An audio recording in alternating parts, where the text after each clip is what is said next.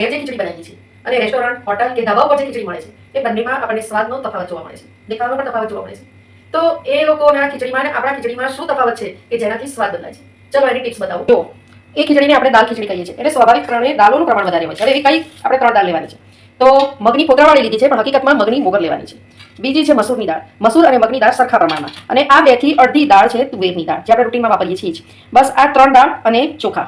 હવે આ દાળોનું પ્રમાણ તમે વધઘટ કરી શકો છો, પરંતુ જો તુવેરની દાળ વધી જશે તો સ્વાદ બદલાઈ જશે. એટલે આ 2 દાળ કરતાં તુવેરની દાળ અડધી લેવાની છે. Tips number 1. હવે ટિપ્સ નંબર 2 કે જ્યારે પણ તમે ખીચડી વઘારેલી કરવાની હોય કે સાદી કરવાની હોય, પરંતુ એને બાફતી વખતે મીઠું હળદર નાખ્યા પહેલા હિંગ અને તજનો 1 કે 2 ચમચી ઘીનો વઘાર મૂકી અને હિંગનો વઘાર અને તજ નાખીને પછી ખીચડી બાફવાની છે. પાણીનું પ્રમાણ થોડું વધારે રાખવાનું છે. વટાણા, ગાજર, બટાકા કે જે પણ શાકભાજી તમને ગમે છે એ વખતે બાફતી વખતે જ નાખવાના છે.